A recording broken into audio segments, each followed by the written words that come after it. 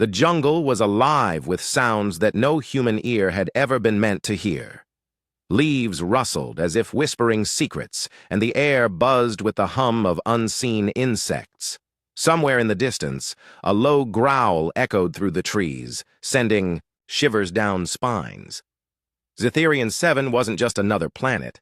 It was a death world, a place where nature itself seemed bent on survival at any cost.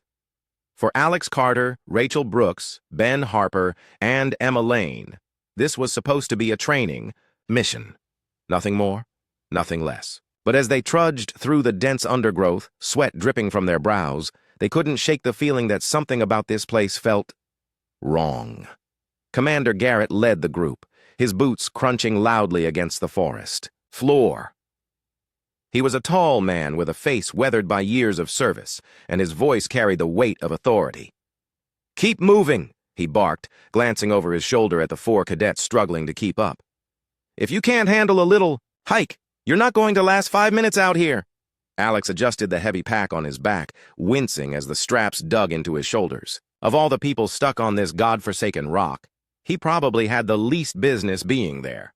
Back on Earth, he'd barely scraped by in basic training, earning more demerits than commendations. His only saving grace was his knack for tinkering with machines, but even that hadn't earned him much respect among his peers. Still, he tried to stay positive, clutching the toolkit strapped to his belt like a lifeline. Maybe, just maybe, he could prove himself useful. Beside him, Rachel rolled her eyes at the commander's comment. She wasn't one to shy away from challenges, but she hated how dismissive Garrett always seemed. With her sharp wit and quick thinking, she often found herself taking charge when things went sideways. Her dark hair was tied back in a ponytail, though strands kept escaping to cling to her damp forehead. She wiped them away impatiently, muttering under her breath. "A little hike? This isn't a hike, it's a death march." Ben, walking ahead of them, laughed at her remark. He was the strongest of the group, both physically and mentally, though his confidence sometimes bordered on recklessness. His muscular frame made carrying gear look effortless, and his easygoing attitude masked a fierce determination. "Relax. Rachel," he said, flashing a grin over his shoulder. "You'll thank me later when I carry you out of here." Emma didn't say anything. She walked quietly behind the others, her medical kit slung across her chest. Her presence was calming, almost soothing, though she rarely spoke unless necessary. There was something guarded about her, as if she carried secrets too heavy to share. When she did speak, it was usually to offer help or advice, delivered in a soft voice that demanded attention without raising it. The group continued onward, dodging roots and vines that threatened to trip them at every step. The sun, or what, passed for a sun on this alien world, filtered weakly through the thick canopy above, casting eerie shadows on the ground. Every so often a strange bird-like creature would take flight, startling everyone except Commander Garrett, who seemed unfazed by anything. Finally, after hours of relentless trekking, Garrett raised a hand, signaling for the group to stop. They stood at the edge of a clearing, where the jungle gave way to an open expanse of rocky terrain. In the center of the clearing loomed a structure unlike anything they'd seen before. It was ancient, its surface covered in moss and vines, but there was no mistaking the craftsmanship. Smooth metallic panels peeked out from beneath the greenery, etched with symbols that pulsed faintly with light. "What is that?" Alex asked, his curiosity getting the better of him. He stepped forward, his eyes wide with wonder. Garrett frowned, scanning the area cautiously.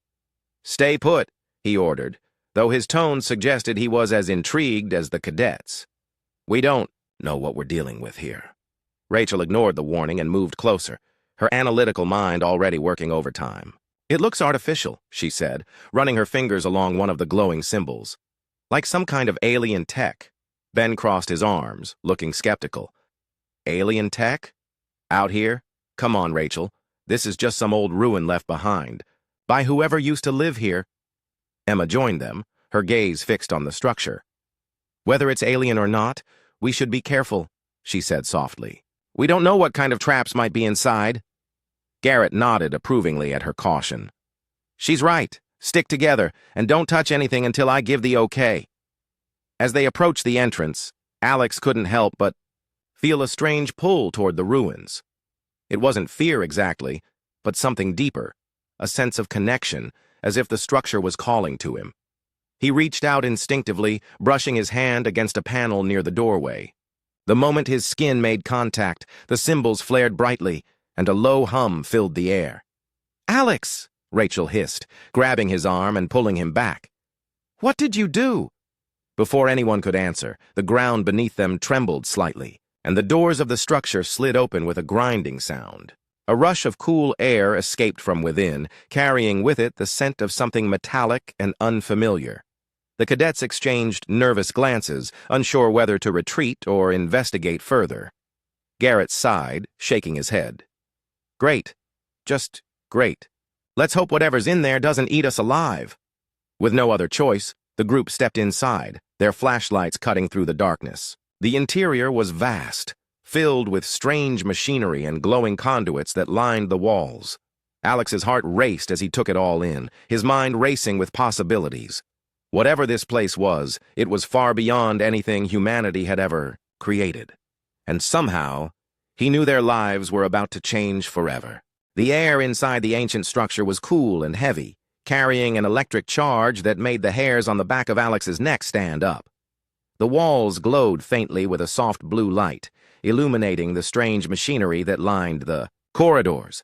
Pipes and conduits twisted like veins across the ceiling, pulsing rhythmically as if alive. Every step they took echoed loudly, bouncing off the metallic surfaces in a way that made it feel like they were being watched. Rachel moved cautiously, her flashlight sweeping over the alien symbols etched into the walls. She couldn't read them, but something about their patterns felt deliberate, almost mathematical. "This place is incredible," Alex whispered, his voice trembling with excitement. He ran his fingers along one of the glowing panels, marveling at how smooth and cold it felt. "It's like nothing I've ever seen before." "Yeah, well, incredible doesn't always mean safe," Ben muttered, gripping the handle of his weapon tightly. His eyes darted around the room, scanning for any signs of danger. "You sure you know what you're doing?"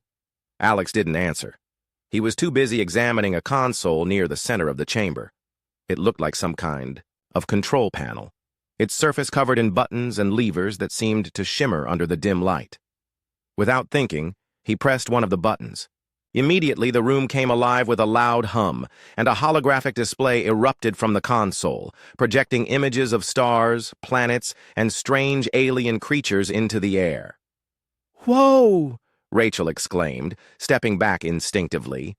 "Turn it off, Alex! We don't know what that thing does!" "I'm trying," Alex said, his hands moving frantically over the controls. But the more he touched, the more the system responded, lighting up new panels and activating mechanisms throughout the room. A low rumble began to build beneath their feet, and Emma grabbed Alex's arm, pulling him away from the console. "We need to get out of here," she said firmly, her voice calm but urgent. "Now!" Before anyone could move, the ground shook violently, knocking them all off balance. Dust fell from the ceiling, and the hum grew louder, almost deafening. Then, just as suddenly as it had started, everything stopped. The lights dimmed and the holograms vanished, leaving the room eerily silent. For a moment, no one spoke, each of them waiting for something, anything, to happen. And then it did. A deep, mechanical voice boomed through the chamber, speaking in broken galactic standard. "Unknown presence detected. Initiating contact. Protocol." "What the hell was that?" Ben asked, his weapon raised as he scanned the room. "Did someone just talk?" "It's the structure," Rachel said, her mind racing. "It must have been monitoring us since we got here." Commander Garrett stepped forward, his expression grim. "Stay alert. Whatever this is, it's not human." As if on cue, a section of the wall slid open, revealing a large screen. On it appeared a face, or at least what passed for a face among alien species. Its features were sharp and angular, with glowing eyes that seemed to pierce right through them. The creature spoke again, its voice distorted but understandable. "We surrender. Do not harm us." For a long moment, no one moved. The cadets exchanged confused glances, unsure whether to laugh or run. Finally, Rachel stepped forward, her curiosity outweighing her fear. "Surrender? Why are you surrendering?" The alien tilted its head as if puzzled by her question. Your energy signature indicates advanced weaponry. We assumed your arrival meant conquest. Garrett frowned, leaning closer to the screen. We're not here to conquer anyone. This is just a training mission. The alien hesitated, its glowing eyes flickering uncertainly. Training mission? You possess technology capable of planetary destruction. Yet you claim ignorance? Rachel glanced at Alex, who was still standing near the console. They must have picked up on whatever Alex activated. They think we're dangerous. Well, technically, we are dangerous, Ben joked, though his knuckles were white around his weapon. Just not in the way they think. Garrett held up a hand, silencing them. Let's play along. If they believe we're a threat, we can use that to our advantage. Emma shifted uncomfortably, her medical kit clinking softly against her side. Are we really going to lie to an entire alien species? It's not lying if we don't say anything outright, Rachel replied, already formulating a plan. She turned back to the screen, addressing the alien with as much authority as she could muster. Your surrender is noted. Stand down and await further instructions. The alien nodded slowly, its expression unreadable. Acknowledged. We will comply. Please do not activate additional systems. With that, the screen went dark, and the chamber returned to its previous state of eerie silence. The cadets stared at each other, stunned by what had just happened. Commander Garrett broke the silence first, his voice low and serious. Good work, Brooks.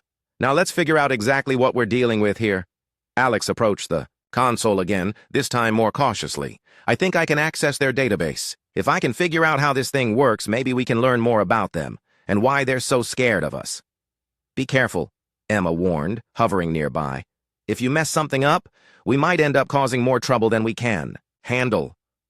I'll keep an eye on him, Rachel said, positioning herself beside Alex. Together they began deciphering the alien interface, piecing together fragments of information. What they discovered was both fascinating and alarming. The aliens called themselves the Vorthak, a once powerful empire now reduced to scavenging resources to survive. Their sensors had detected the energy surge from the ruins, mistaking it for a weapon created by humanity. They believed Earth was a dominant force capable of wiping out civilizations, and their surrender was an act of desperation rather than respect. Ben paced back and forth, clearly uneasy. So, let me get this straight.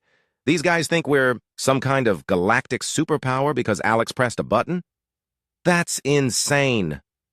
It's not just because of the button, Rachel explained, pointing to a diagram on the screen. This whole structure is emitting signals that mimic advanced weaponry. To them, it looks like we're packing heat. Emma sighed, rubbing her temples. This is getting way too complicated. What happens when they realize we're not as powerful as they think? That's why we need to keep up the act, Garrett interjected. If they find out the truth, they might turn on us. For now, we play the role of superior beings. As the group debated their next move, Alex stumbled upon something unexpected in the database. A blueprint for the artifact they had activated. It wasn't just a beacon. It was a prototype weapon designed to destabilize ecosystems on a planetary scale. The implications hit him like a punch to the gut. If the Vorthak, or anyone else, got their hands on this technology, the consequences could be catastrophic. Guys, Alex said quietly, his voice tinged with urgency.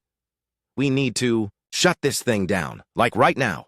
Rachel looked over his shoulder, her eyes widening as she processed the information. He's right. If this gets out, it could destroy entire worlds. Ben groaned, running a hand through his hair. Of course it's a weapon. Why wouldn't it be a weapon? Nothing about this trip has been simple, has it? Emma placed a reassuring hand on Alex's shoulder. Can you disable it? I think so, he replied, studying the schematics intently. But it's going to take time, and we'll need to make sure the Vorthak don't catch on. Garrett nodded, his expression hardening. Then we'd better get to work. Brooks, you handle communications with the Vorthak. Keep them distracted while Carter figures out how to neutralize this thing. Rachel saluted mockingly, earning a glare from the commander.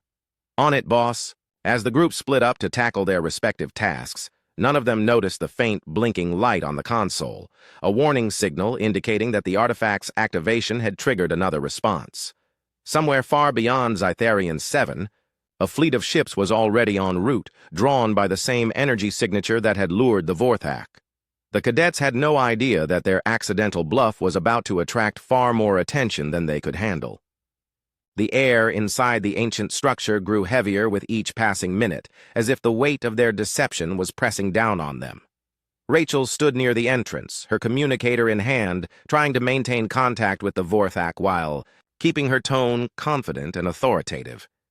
She had never been particularly good at lying, but desperation made her resourceful. "Your compliance is noted," she said into the device, her voice steady despite the knot of anxiety in her stomach. "We will provide further instructions shortly." On the other side of the chamber, Alex worked furiously at the console, his fingers flying over the glowing controls. The artifact's schematics were complex, far beyond anything he had ever encountered, but he refused to give up. Emma stayed close by, ready to assist if needed, though she could do little more than offer moral support. Her medical training wasn't much use against alien technology, but she kept a watchful eye on Alex, ensuring he didn't push himself too hard. Ben paced back and forth, his weapon slung over his shoulder, glancing occasionally at the jungle outside. He hated feeling useless, especially when the stakes were so high. "How much longer is this going to take?" he asked, his frustration evident. "Every second we waste gives them more time to figure out we're faking it." "It's not like flipping a switch," Alex snapped, his concentration unbroken. "This thing wasn't built for humans. I'm doing the best I can." Emma placed a calming hand on Ben's arm. "He's right. We need to trust him." Garrett leaned against a wall, his arms crossed, watching the group with a mix of skepticism and reluctant admiration. These cadets weren't soldiers. They were kids barely out of training, but they were holding it together better than anyone could have expected.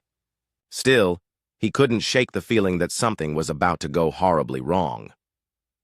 "Brooks," he called out. "Any updates from the Vorthak?" Rachel lowered the communicator, her expression tense. "They're getting impatient. They keep asking about our next move. I've managed to stall them, but they won't wait forever." "Then we'd better hurry," Garrett replied, his tone sharp. "Carter, how close are you?" "I'm almost there," Alex said, sweat dripping from his brow. He adjusted a series of levers on the console, causing the hum in the room to grow louder. "Just a few more adjustments and I think I can shut it down." As Alex worked, the group heard a low rumble in the distance, followed by the unmistakable sound of engines cutting through the sky. Ben rushed to the entrance, his eyes widening as he looked upward. Guys, we've got company." Everyone froze, their attention shifting to the horizon.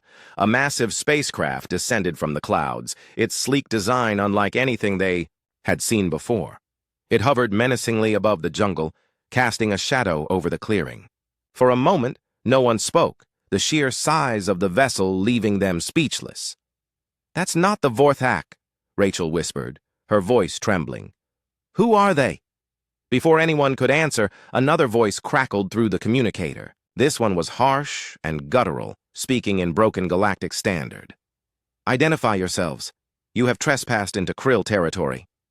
"The Krill?" Garrett muttered, his face darkening. "This just keeps getting worse." Rachel quickly grabbed the communicator, her mind racing. "This is Commander Brooks of Earth's Galactic Fleet. State your intentions." There was a long pause before the voice responded.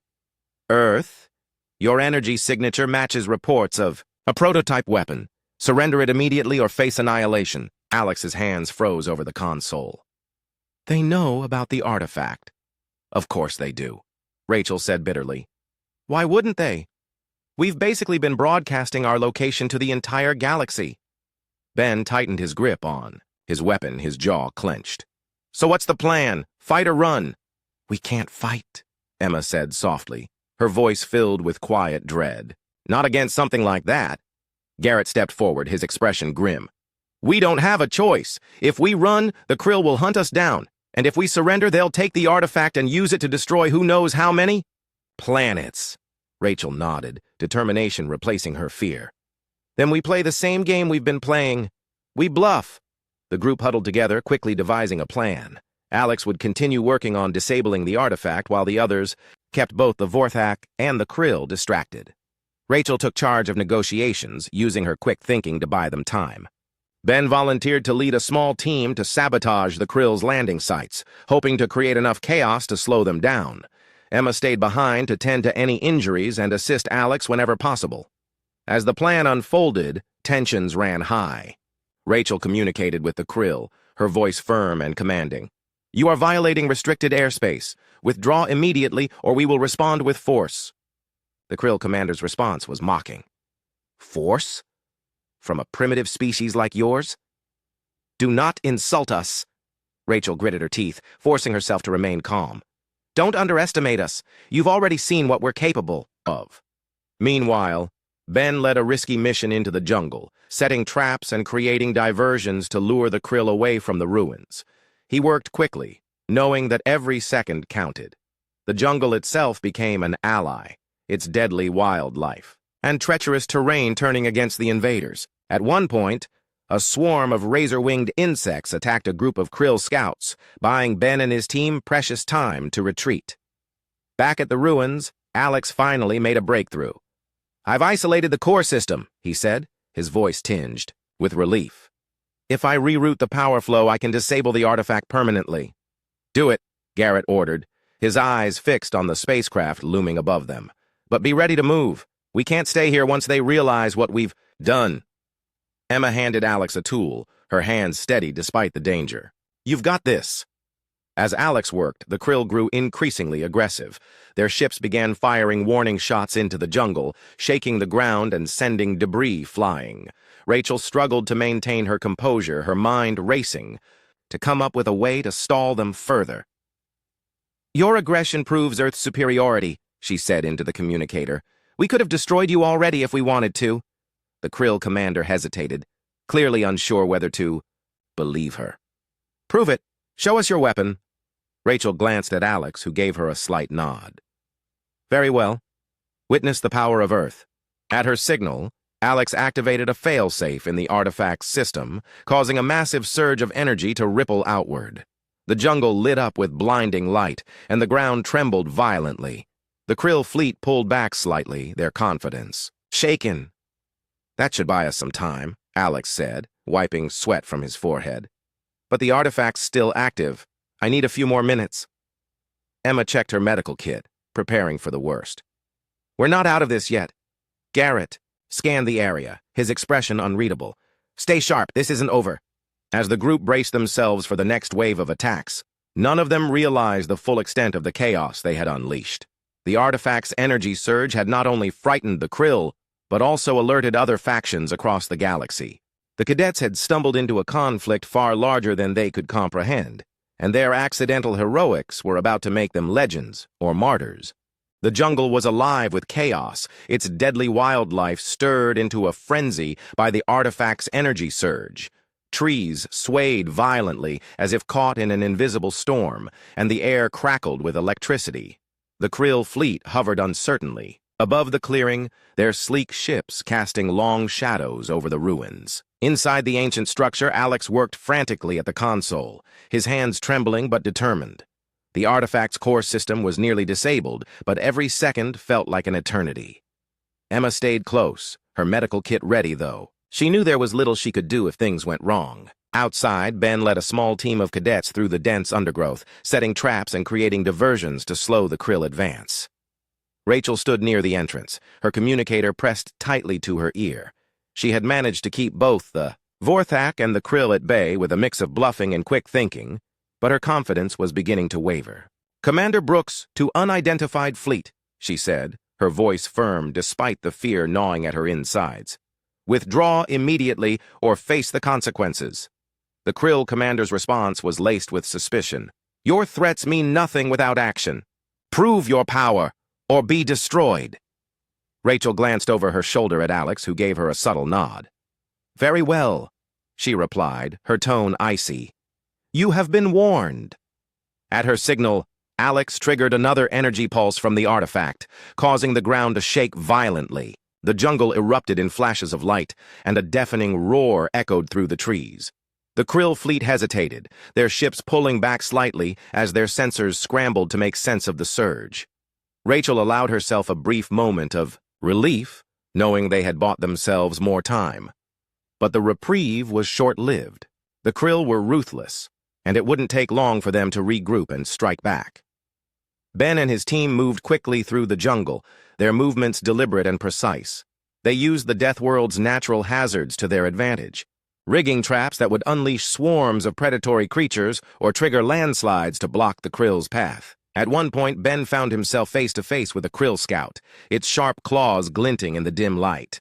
Without hesitation, he lunged forward, using brute force to overpower the alien before dragging its unconscious body into the underbrush. His heart pounded in his chest, but he pushed his fear aside, focusing on the mission. Back at the ruins, Alex finally let out a sigh of relief. "I've done it," he said, his voice barely above a whisper. "The artifact is disabled. It can't be used anymore." Emma placed a hand on his shoulder, her expression softening. "Good job, Alex. You did it." Garrett approached them, his face grim. "Don't celebrate yet. The Krill aren't going to leave just because we turned off their prize." If on cue, the ground shook again, this time more violently than before. The Krill fleet began descending, their ships landing in the clearing outside the ruins. Rachel tightened her grip on the communicator, her mind racing. "They're here," she said, her voice tense. "We need to move now." The group quickly gathered their gear, preparing for what might be their final stand. Garrett handed out assignments, his tone leaving no room for argument. "Carter, stay with Lane and make sure that artifact stays offline. Brooks, keep the Krill distracted as long as possible. Harper, lead the defense line. We hold them off until reinforcements arrive, or until we figure out another way out of this mess." Ben nodded, his weapon raised as he took position near the entrance. "Got it. Let's show these guys what we're made of." The first wave of Kryl's soldiers emerged from the jungle, their weapons glowing ominously in the dim light. They moved with precision, their sharp eyes scanning the area for threats. Ben fired the first shot, his aim true as he struck down one of the invaders. The sound of gunfire echoed through the jungle, followed by the screech of alien weapons charging up. The battle had begun. Inside the ruins, Alex and Emma worked together to fortify the artifact's chamber, using whatever materials they could find to create makeshift barriers. Alex's mind raced with possibilities, searching for any way to turn the situation in their favor. "What if we use the artifact's residual energy?" he suggested, his voice tinged with desperation. "We could overload it and create a diversion." Emma hesitated, her brow furrowed in thought. "It's risky. If anything goes wrong, it could destroy the entire structure." "It's our only chance," Alex replied, his determination unwavering. "Trust me." Outside, Rachel continued her negotiations with the Krill, her words carefully chosen to buy them more time. "Your aggression proves Earth's resolve," she said, her voice steady despite the chaos around her. "Surrender now, or face total annihilation." The Krill commander laughed, a harsh and mocking sound. "Annihilation? From a species that hides in ruins? Your bluff ends here." As the Krill advanced, Ben and his team fought valiantly, their movements fueled by adrenaline and desperation. The jungle itself seemed to fight alongside them, its predators drawn to the commotion and attacking the invaders without discrimination. At one point, a massive creature resembling a cross between a tiger and a serpent emerged from the shadows, its fangs bared as it charged into the fray. Ben watched in awe as it tore through a group of Krill soldiers, buying him and his team precious seconds to regroup. Meanwhile, Alex and Emma prepared the artifact for its final act. They rerouted the remaining energy into a single, concentrated burst, hoping it would be enough to drive the Krill back. "Ready?" Alex asked, his hand hovering over the controls. Emma nodded, her expression resolute. "Do it." With a deep breath, Alex activated the system, causing the artifact to emit a blinding flash of light. The ground shook violently, and the jungle erupted in a cacophony of sound. The Krill fleet pulled back, their ships staggering under the force of the explosion. For a moment, everything was still, the only sound the faint hum of the artifact's dying systems. Garrett surveyed the scene, his expression unreadable. That should hold them off for now. Rachel lowered the communicator, her hands trembling. "What now?" "We wait," Garrett replied, his voice heavy with exhaustion, "and hope the Vorthak come through for us." As the dust settled, the cadets gathered together, their faces etched with fatigue, but also a glimmer of hope. They had faced impossible odds and somehow managed to survive. But they knew the battle wasn't over, not yet. Somewhere beyond the jungle, the Krill were regrouping, and the Vorthak's fate hung in the balance. For now, all they could do was catch their breath and prepare for whatever came next. The jungle was eerily quiet after the chaos of battle, the only sounds coming from the rustling leaves and distant calls of alien creatures. The Krill fleet had retreated for now, their ships hovering just beyond the horizon like predators waiting to strike again. Inside the ruins, the cadets sat together in exhausted silence, their bodies aching and their minds racing with what they had just endured. Alex leaned against a wall, his hands still trembling from the adrenaline that had coursed through him moments earlier. Emma tended to a small cut on Ben's arm, her movement steady despite her fatigue. Rachel stared at the communicator in her hand, her thoughts consumed by the weight of the lies they had told and the lives now hanging in the balance. Commander Garrett stood near the entrance, his gaze fixed on the jungle outside. He looked older than he had before, the lines on his face deeper, but there was a flicker of pride in his eyes as he glanced back at the group. "You did good," he said, his voice quieter than usual. "I didn't think you had it in you." Ben smirked, though. His usual bravado was muted by exhaustion. "Yeah, well, don't get used to it. I'm still not signing up for another Deathworld mission anytime soon." Rachel rolled her eyes, managing a weak smile despite everything. "Speak for yourself. If this is what training missions are like, I might actually consider staying in the program." Emma shook her head, her expression soft but thoughtful. "We got lucky. If Alex hadn't figured out how to disable that artifact, things could have ended very differently." Alex looked down at his hands, his mind replaying every decision he had made since stepping into the ruins. "I just did what I had to do," he said quietly. We all did. As the group caught their breath, the Vorthak finally made contact again. Their leader appeared on the screen, its angular features showing signs of relief mixed with gratitude. "The Krill have withdrawn," it said, its voice calm but tinged with awe. "Your actions have saved our people." Rachel stepped forward, her tone measured but firm. "You're welcome, but understand this. We are not conquerors. We came here by accident, and we fought to survive. Nothing more." The Vorthak tilted its head, its glowing eyes studying her carefully. "Your humility does you credit. Few species would show such restraint after wielding such power." Garrett crossed his arms, his expression unreadable. "What happens now?" The Vorthak hesitated before responding. "We owe you a debt. In return for your aid, we offer our knowledge, resources, and alliance. Earth will find no stronger friend in the galaxy." The cadets exchanged glances, unsure how to respond. They were ordinary recruits, barely out of training, and yet they had somehow become ambassadors for humanity. Rachel cleared her throat, her voice steady. "We'll relay your offer to our superiors. For now, we need to focus on getting home." The Vorthak nodded, its expression unreadable. "Understood. Safe travels. Brave warriors." As the screen went dark, the group let out a collective sigh of relief. The immediate danger had passed, but none of them felt entirely safe. The jungle was still a death world, and the Krill could return at any moment. Commander Garrett began, organizing their departure, ensuring everyone had what they needed for the journey back to the extraction point. Alex lingered near the artifact one last time, staring at the now dormant console with a mix of pride and unease. "What are you thinking about?" Emma asked softly, standing beside him. Alex shrugged, his voice low. "Just wondering if we did the right thing. What if someone else finds this place? What if they're not like us?" Emma placed a reassuring hand on his shoulder. "We can't control everything. All we can do is trust that we made the best choice we could." Ben joined them, stretching his arms above his head. "Hey, we survived, didn't we? That's got to count for something." Rachel walked over, her communicator tucked into her belt. "It counts for a lot. But we also changed things today. Whether we wanted to or not, we've made history. Garrett called them to attention, his voice cutting through their reflections. Enough talk. Let's move out. The sooner we leave this planet, the better. The journey back through the jungle was slower than before, their bodies worn down.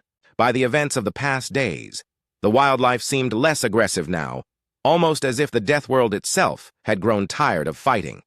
As they reached the extraction point, a shuttle descended from the sky, its engines roaring as it landed in the clearing. The sight of it filled them with a sense of relief they hadn't realized they needed. Back on Earth, news of their actions spread quickly. What had started as a routine training mission became the stuff of legends. Reports of cadets defeating a ruthless alien species and forging an alliance with another spread across the galaxy, earning them recognition far beyond what they had ever imagined. The recruits, who had once been dismissed as underachievers, were now hailed as heroes, their names spoken with admiration and respect. Alex returned to tinkering with machines, though he found himself approached by scientists eager to learn about the artifact. Rachel was promoted to a leadership role, her strategic mind recognized as an asset to the program. Ben embraced his newfound fame, joking that he'd always known he was destined for greatness. Emma continued her work as a medic, though she carried herself with a quiet confidence that hadn't been there before. As they reflected on their experience, each of them realized they had changed in ways they couldn't fully explain. They had faced impossible odds and emerged stronger, not because they were fearless, but because they had chosen to stand together when it mattered most. One night, as they gathered around a campfire during a rare break from duty, Alex spoke the words they had all been thinking. We weren't ready for any of that. But maybe being ready isn't the point. Maybe it's about doing what's right even when you're scared. Rachel smiled, tossing a stick into the fire. Well said, Alex. Now let's hope we never have to do it again. The others laughed, their voices blending with the crackling flames. For now, they were safe, and that was enough.